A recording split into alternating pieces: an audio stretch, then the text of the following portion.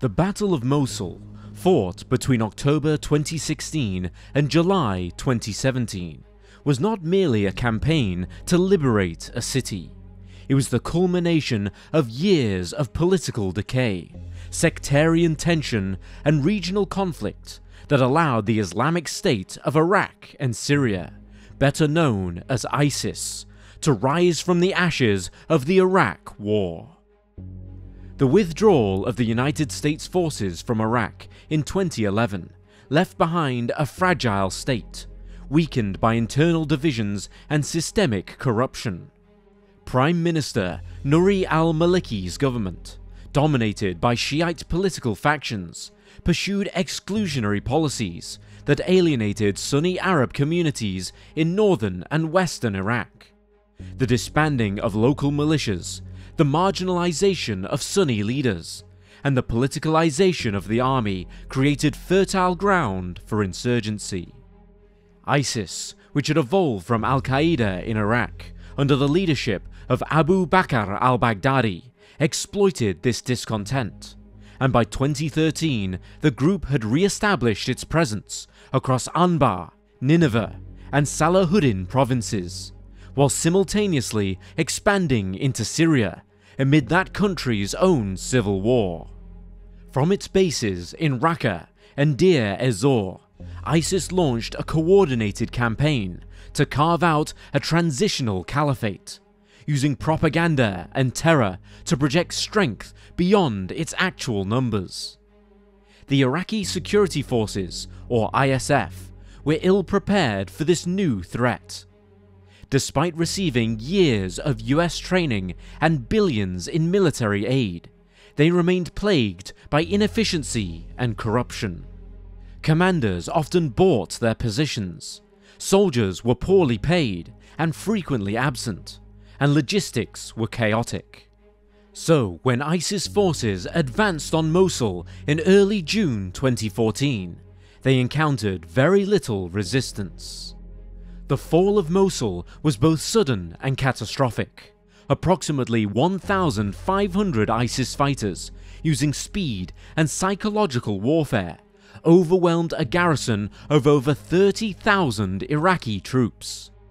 Entire brigades collapsed, commanders fled, and the army's defences disintegrated within days. The militants seized vast quantities of American-made weaponry, including tanks, Humvees, and artillery, instantly transforming ISIS from a guerrilla force into a conventional army. On June 10, 2014, Mosul, once the second largest city in Iraq and a centre of trade, culture, and diversity, fell completely. Tens of thousands of residents fled across the Tigris River towards Kurdish-controlled areas, while those who remained were subjected to ISIS rule. The loss of Mosul was a national humiliation for Iraq. For many Iraqis, it symbolized the total collapse of the post-2003 order. For ISIS, it marked the birth of its self-declared caliphate.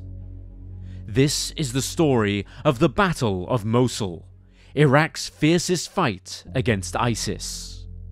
Welcome to Wars of the World.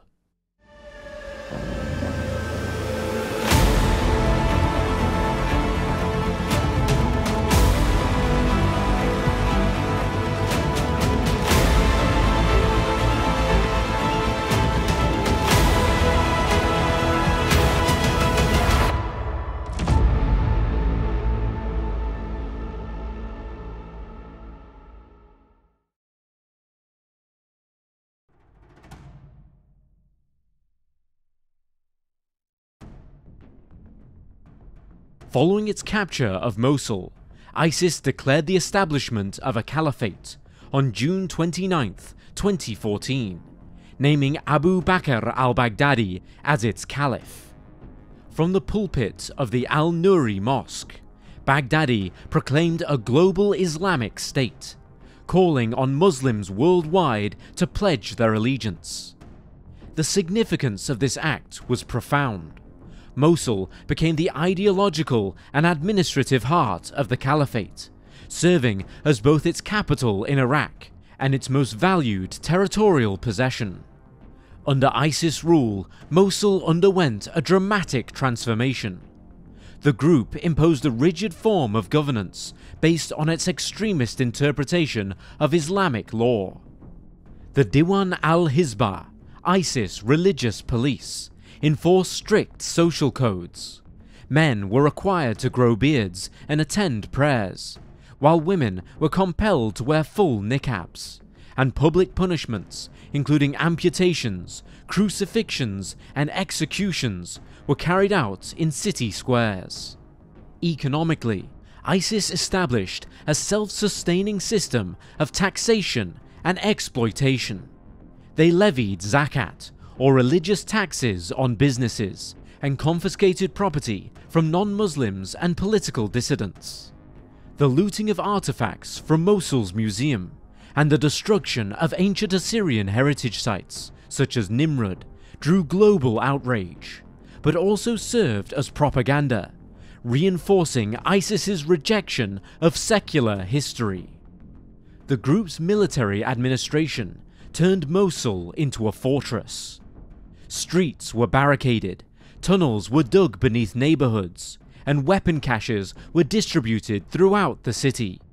Children were indoctrinated in ISIS schools and trained in their so-called Cubs of the Caliphate camps. The city's population, estimated at 1.5 million, became both a labor force and a human shield. By 2015, however, ISIS's grip began to weaken.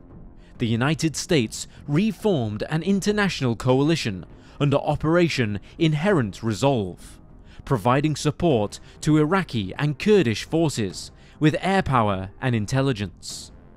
Coalition airstrikes targeted ISIS convoys, oil infrastructure, and command centers, gradually diminishing the group's capacity to exert their control. As Iraqi forces recaptured Tikrit, Ramadi, and Fallujah between 2015 and mid-2016, Mosul became increasingly isolated. Although the Caliphate's borders contracted, its capital remained defiant, fortified, fanatical, and prepared for siege.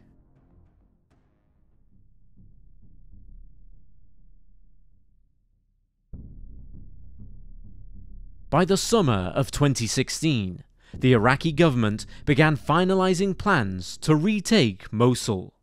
The campaign, codenamed Operation We Are Coming Nineveh, was designed to be the largest military operation in Iraq since the 2003 invasion. Prime Minister Haider al-Abadi faced immense political pressure to reclaim the city and to restore state authority.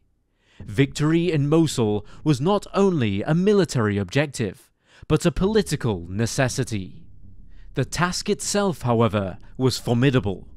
Intelligence estimates placed between 5,000 and 7,000 ISIS fighters in Mosul, including foreign militants from Chechnya, Tunisia, and Western Europe. They possessed extensive tunnel systems, vehicle-borne improvised explosive devices, or VB-IEDs, and anti-tank weaponry. Every street, building, and bridge was prepared for urban warfare. The coalition assembled to confront this challenge included diverse and often competing factors. The Iraqi security forces formed the backbone of the assault, supported by the elite counter-terrorism services, or CTS, federal police units, and local Nineveh police. The Kurdish Peshmerga advanced from the north and the east, cutting supply lines towards Syria, and to the west, the Popular Mobilization Forces, or PMF, a collection of mostly Shiite militias backed by Iran, secured rural areas and sought to prevent ISIS reinforcements or escape into Syria. The United States and its coalition partners played a decisive role. The Combined Joint Task Force, Operation Inherent Resolve, provided air support, artillery, and advisors embedded within Iraqi units. drones and satellite reconnaissance mapped the city's defenses, while precision airstrikes targeted ISIS leaders and infrastructure. By October 2016, coalition forces had conducted more than 12,000 strikes across Iraq, degrading ISIS's operational capabilities. Strategically, the plan called for a multi-pronged assault.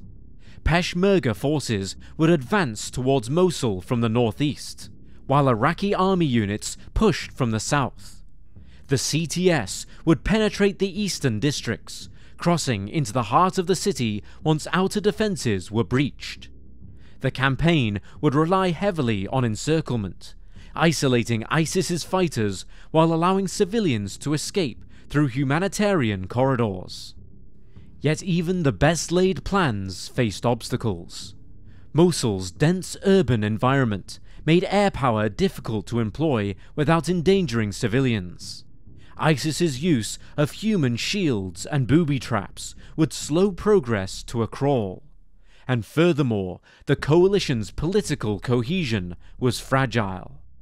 Tensions between Baghdad and Erbil, between Sunnis and Shiites, and between Iran and the United States threatened to complicate both command and control. But still, after months of preparation, the order to move in was given.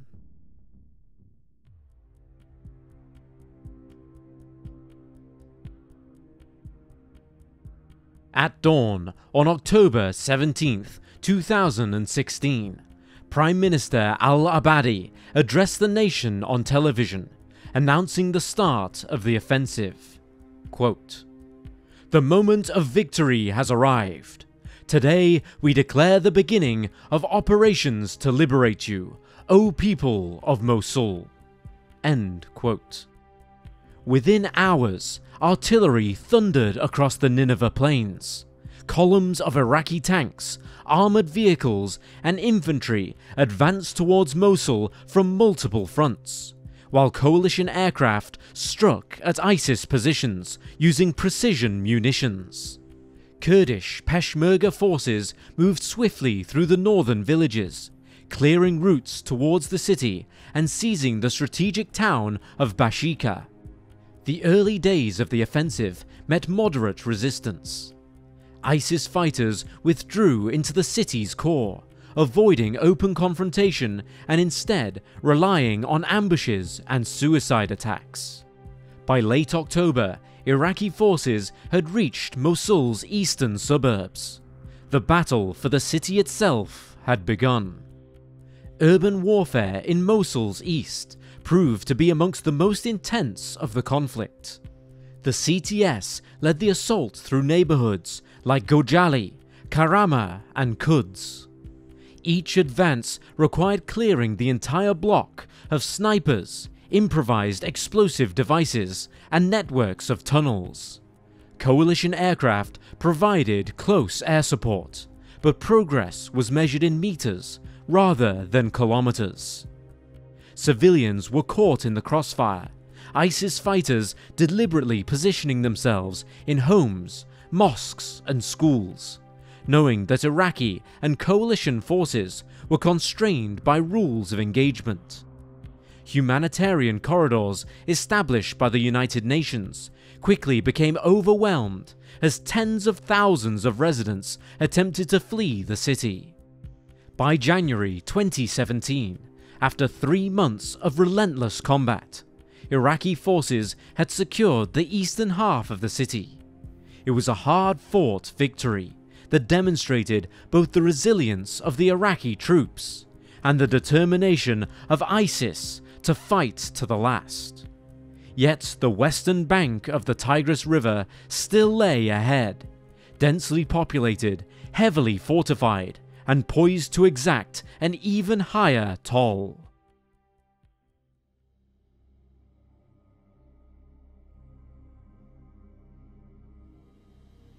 The liberation of eastern Mosul in January 2017 was a decisive step, but it marked only the midpoint of a grueling campaign. The western side of the city, known as West Mosul, posed an even greater challenge.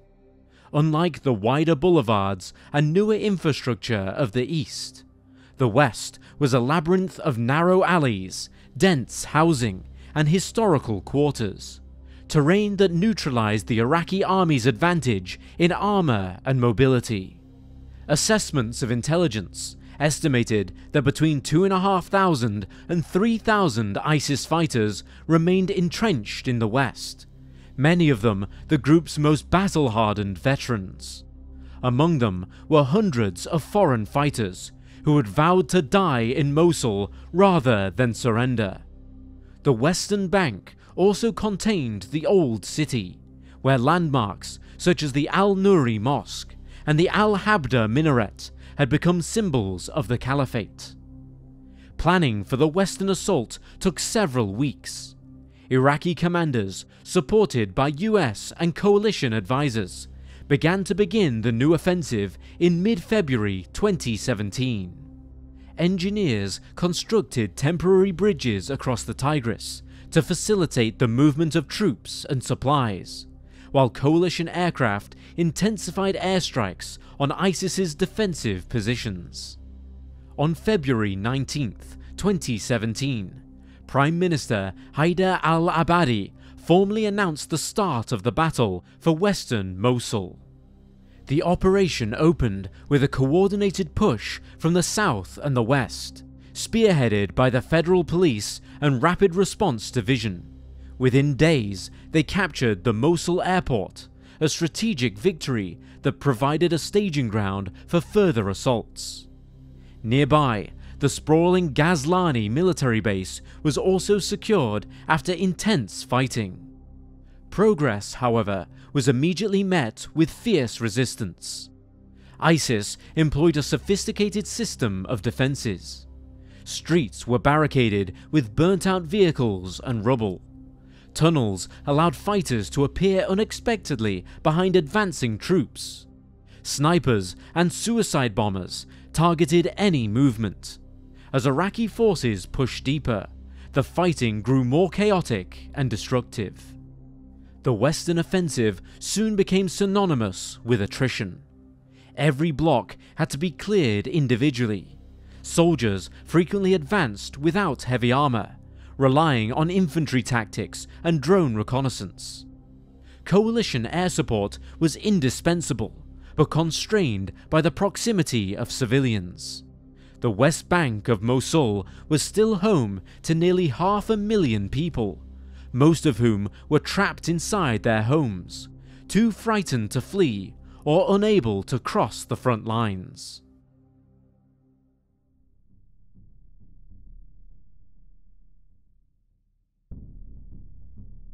The battle for western Mosul quickly evolved into one of the most intense urban combat situations since the Second World War.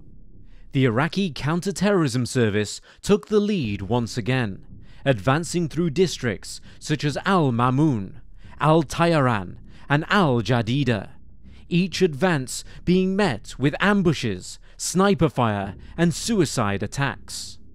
ISIS deployed waves of vehicle-borne improvised explosive devices, many of which were disguised as civilian cars or ambulances.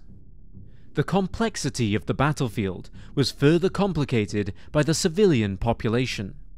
ISIS deliberately used civilians as human shields, forcing families into homes near the front lines in order to deter airstrikes.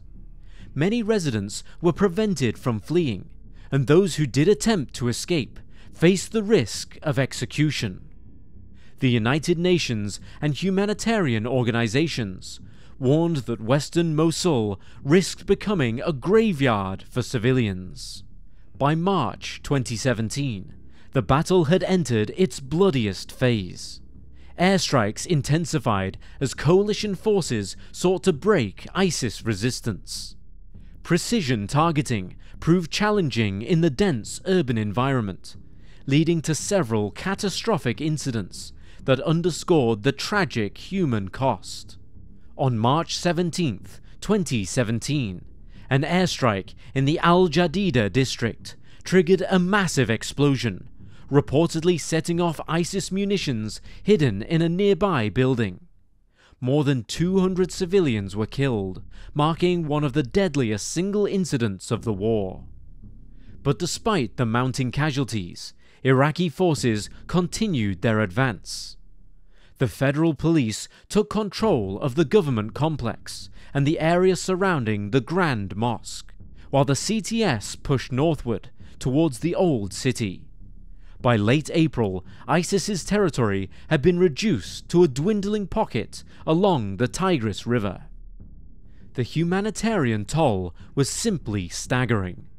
Hundreds of thousands of residents had fled the city, many seeking refuge in camps outside Mosul or in the Kurdistan region. Aid agencies struggled to cope with the influx of displaced persons. Those who were displaced described harrowing conditions, including starvation, constant bombardment, and the psychological terror of living under ISIS rule. The United Nations High Commissioner for Refugees, or UNHCR, estimated that more than 700,000 civilians were displaced during the Western Offensive alone. For those still trapped inside the city, life became a daily struggle for survival. Food was scarce, clean water was non-existent, and medical care was simply unavailable. Witnesses later recounted how ISIS executed anyone suspected of collaborating with Iraqi forces.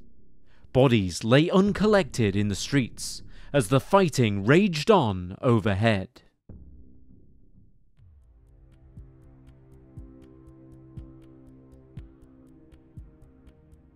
By May 2017, ISIS's final stronghold was reduced to the old city of Mosul, a network of ancient alleys, mosques, and markets located on the western bank of the Tigris River. The Old City, significant for its historical and symbolic importance, became the site of ISIS's last stand in Iraq. The group's leadership ordered its fighters to defend the area, quote, to the last breath. The assault on the Old City began in late May, led by the Counter-Terrorism Service and supported by federal police units. The terrain posed unique challenges for mechanized warfare. The streets were too narrow for armored vehicles, requiring soldiers to advance on foot. Snipers fired from upper windows while ISIS fighters launched grenades from hidden tunnels. Communication and coordination were severely hampered by the maze-like environment. The human cost rose sharply. Many civilians, trapped in basements, found themselves caught in the crossfire. Airstrikes intended to strike at ISIS positions inadvertently destroyed residential buildings. The coalition's rules of engagement were repeatedly revised in order to reduce collateral damage, but the density of the combat zone left very little room for error. By mid-June, Iraqi forces were closing in on the symbolic heart of the Caliphate, the Al-Nuri Mosque. It was here, 3 years earlier, that Abu Bakr al-Baghdadi had declared the Caliphate. In a final act of defiance, ISIS detonated explosives within the mosque on June 21, 2017, destroying both the historic building and its iconic leaning minaret. Iraqi commanders described the demolition as, quote, the group's declaration of defeat, end quote. Fighting continued in the surrounding streets for weeks, each day bringing incremental progress at an immense cost. The United Nations later reported that in the last month of the battle alone, more than 10,000 civilians were killed or injured. The destruction of the Old City was nearly total. Aerial imagery showed entire neighborhoods reduced to rubble.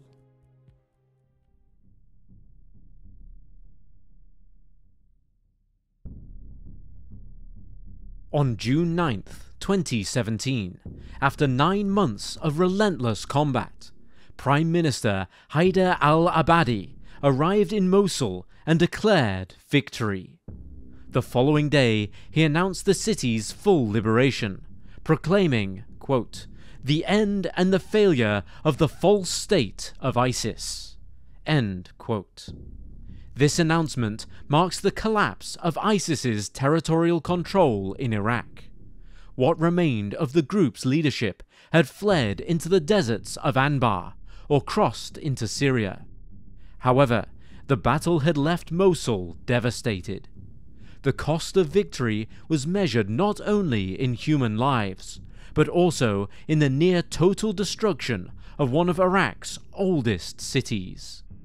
Estimates of the total death toll vary widely. The United Nations report more than 8,000 civilian deaths, while local officials estimate the number to be over 20,000. Military casualties were also significant, with the Iraqi counter-terrorism service, which led the most dangerous operations, losing nearly 40% of its personnel.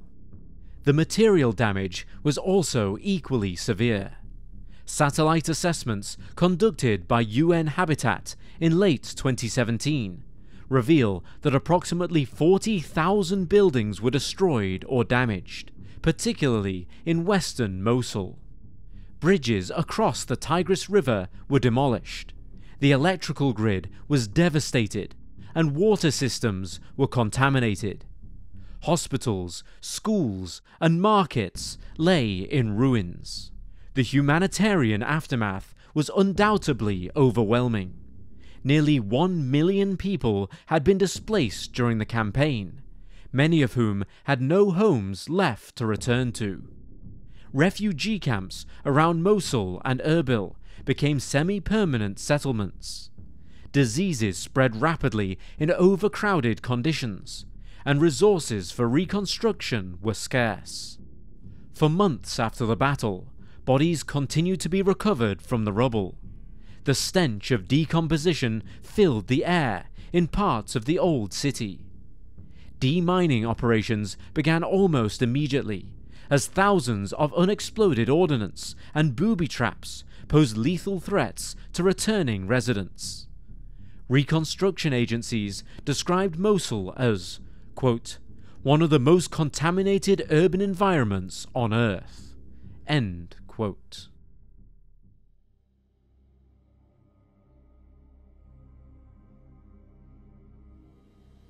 Liberation did not bring immediate stability to Mosul.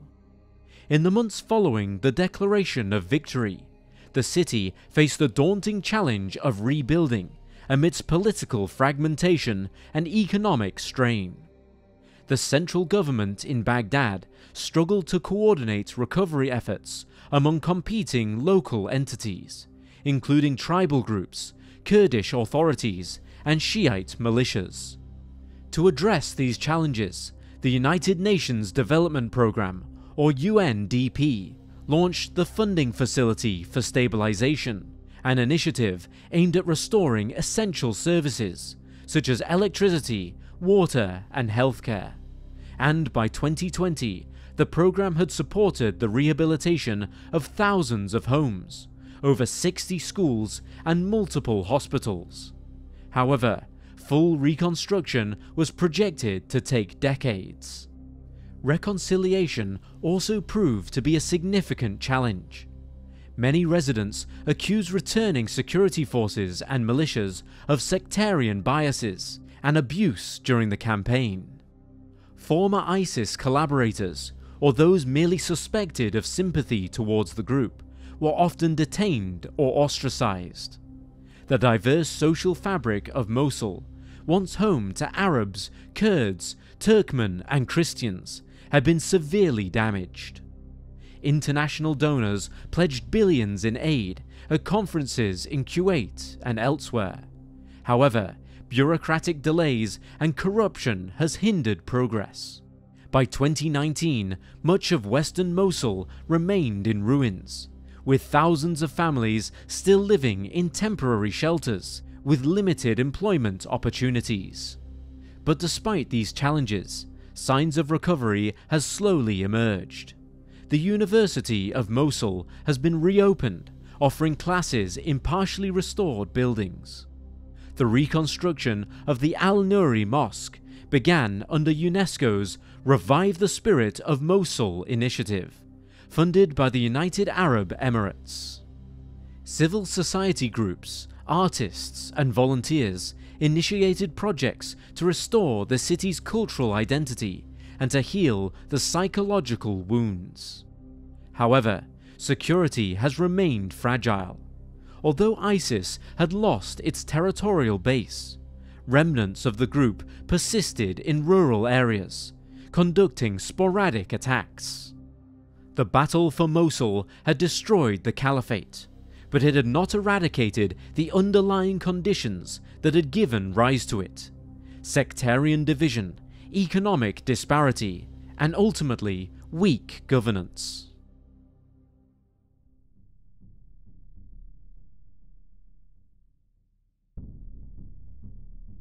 Years after its liberation, Mosul remains a landscape marked by memory and loss.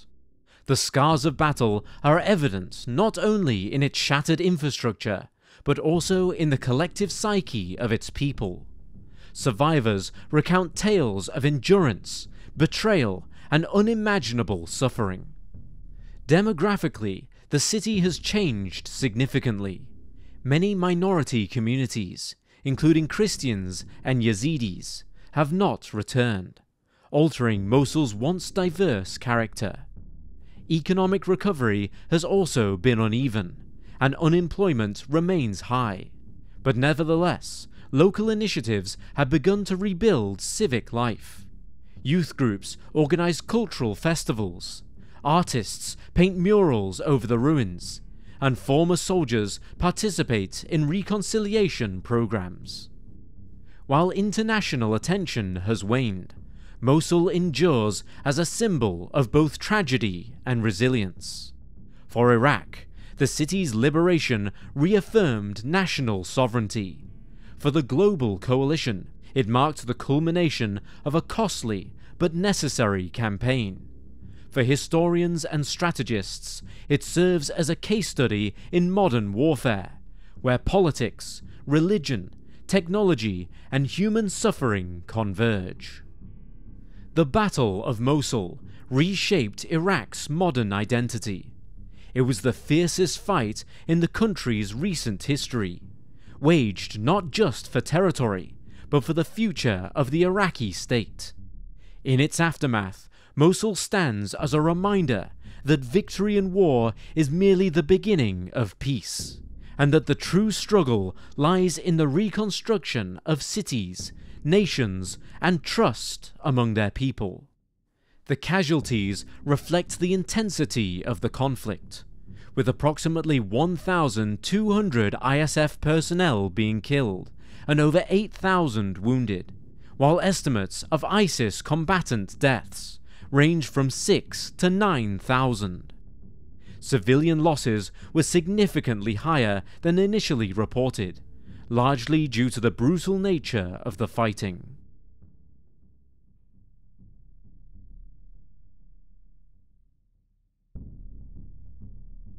The Battle of Mosul occupies a central place in the history of modern warfare. Militarily, it represented one of the largest and most complex urban operations since the Second World War, involving an estimated 100,000 Allied personnel and lasting around 9 months. The campaign combined conventional tactics, counterinsurgency, and counter-terrorism within a single theatre of operations.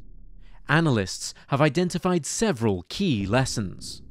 The first concerns the nature of modern urban warfare. The Mosul campaign demonstrated that victory in dense urban terrain requires small unit cohesion, real-time intelligence, and close coordination between air and ground assets. The Iraqi counter-terrorism services experience underscored the importance of specialized training for urban combat.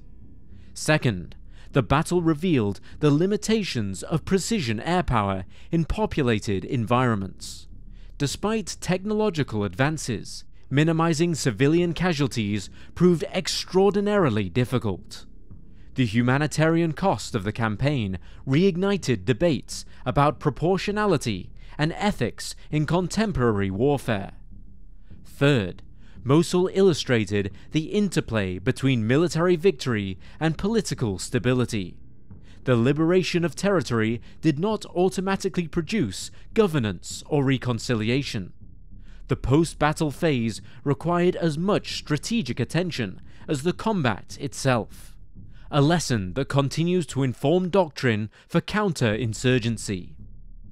Historically, Mosul has marked the symbolic and practical end of ISIS's caliphate. Within months of its fall, Raqqa in Syria also collapsed, reducing ISIS to a dispersed insurgency. Yet the group's ideological influence persisted, inspiring affiliates from the Sahel to Southeast Asia. The fight for Mosul thus stands as both a victory over a territorial threat and a cautionary tale about the enduring power of extremist ideology.